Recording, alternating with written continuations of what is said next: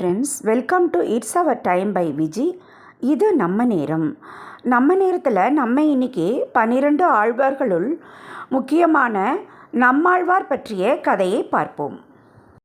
பொதுவாக பெருமாளுக்கு தொண்டு செய்து வாழ்ந்தவர்கள் ஆழ்வார்கள் எனப்பட்டனர். 12 ஆழ்வார்களுள் மிகவும் முக்கியமானவர் நம்மாழ்வார் ஆவார். இவரது காலம் 9ஆம் நூற்றாண்டு அல்லது கலியுகம் தோன்றி 43வது நாள் என்றும் கூறப்படுகிறது.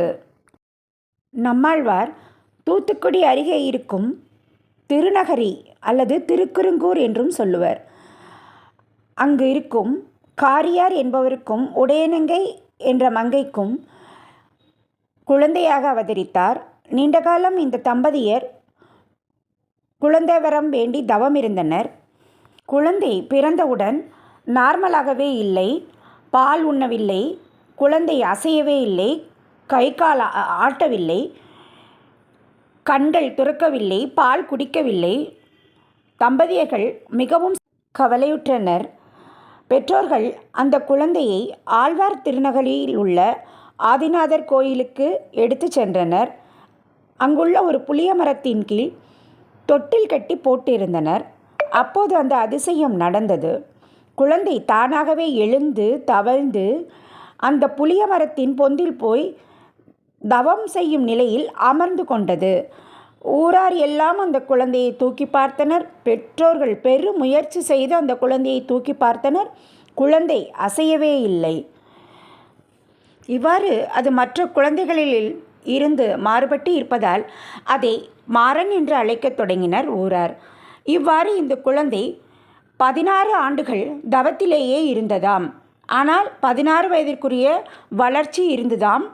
எதுவுமே சாப்பிடவில்லை, எதுவுமே செய்யவில்லை, வாய் திறந்து பேசவில்லை, கண் திறந்து பார்க்கவில்லை. 14 வருடங்கள் இப்படியே கடந்ததாம்.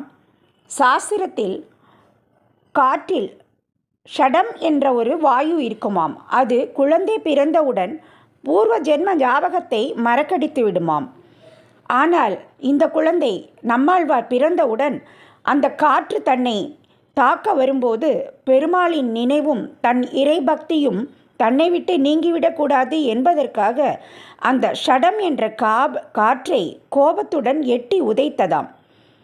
தன்னை தாக்க வரும்போது அது கோபத்துடன் எட்டி உதைத்து விட்டதால் அதற்கு சடகோபன் என்ற பெயரும் ஏற்பட்டதாம். அதனால் சடாரி பெருமாள் கோவிலில் வைப்பதும் சடாரி என்பது சடகோபன் ஆகிய நம்மாழ்வாரின் திருவடிகள்தான் என்றும் சொல்லுவர். இவ்வாறு நம்மாழ்வார் நீண்ட தவத்தின் பலனாக அவரிடம் இருந்து ஒரு ஒளி வட்டம் தோன்ற ஆரம்பித்தது. அது சிலர் கண்களுக்கு மட்டுமே தெரிய ஆரம்பித்தது. அவ்வாறு தெரிந்தவர்களுள் முக்கியமானவர் மதுரகவி ஆழ்வார். இவர் பிற்காலத்தில் நம்மாழ்வாரின் சீடராகவே மாறிவிட்டார். இவரும் தூத்துக்குடி அருகே உள்ள திருக்கோளூரை சேர்ந்தவர் மதுரகவி ஆழ்வார். இவர் இளமையிலேயே அழகாக மதுரமாக பாடுவதால் மதுரகவி ஆழ்வார் என்று அழைக்கப்பட்டார். அவர் வடநாட்டுக்கு யாத்திரை சென்று அங்கு அனுதினமும் தனது ஊரை நோக்கி வழிபடுவார். அவர் அவ்வாறு அயோத்தி நகரில் வழிபட்டு கொண்டிருந்த போது தனது ஊருக்கு அருகே இருந்து ஒரு ஒளி வெள்ளம் வந்ததை உணர்ந்தார். அப்போது அந்த ஒளி வெள்ளத்தை நோக்கி நகர ஆரம்பித்தார். சிறிது சிறிதாக நடந்து அவரது சொந்த ஊரான தூத்துக்குடிக்கு அருகேயே வந்துவிட்டார். அப்போது அங்கு புளியமரத்தின் அடியில் தவம் செய்து கொண்டிருக்கும் நம்மாழ்வாரிடமிருந்து அது வருவதை கண்டார்.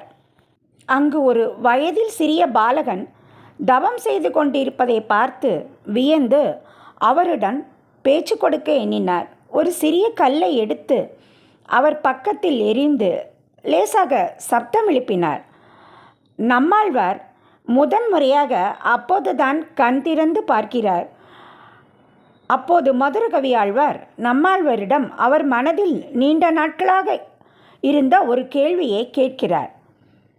அதற்கு நம்மாழ்வார் முதன்முறையாக வாய் திறந்து பதிலும் சொல்கிறார். அவர் கேட்டது, செத்ததின் வயிற்றில் சிறியது பிறந்தால் எத்தை தின்று எங்கே கிடக்கும் என கேட்கிறார் மதுரகவி ஆழ்வார். அதற்கு நம்மாழ்வார், அத்தை தின்று அங்கேயே கிடக்கும் என முதன்முறையாக வாய் திறந்து பதில் சொல்கிறார். இதன் அர்த்தம், உடல் அறிவற்றது, ஆன்மா அறிவானது.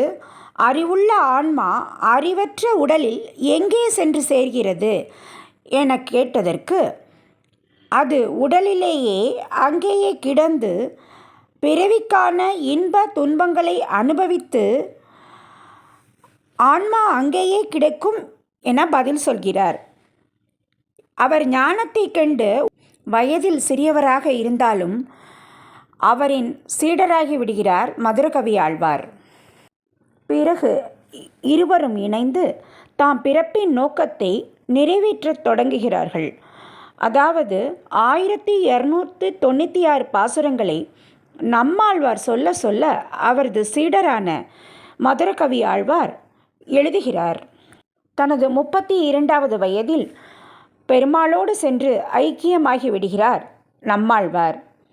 அவரது சீடரான மதுரகவி ஆழ்வாரோ நம்மாழ்வாரது 4 வேதங்களுக்கு நிகராக உள்ள பாசுரங்களை உலகத்திற்கு தருகிறார்.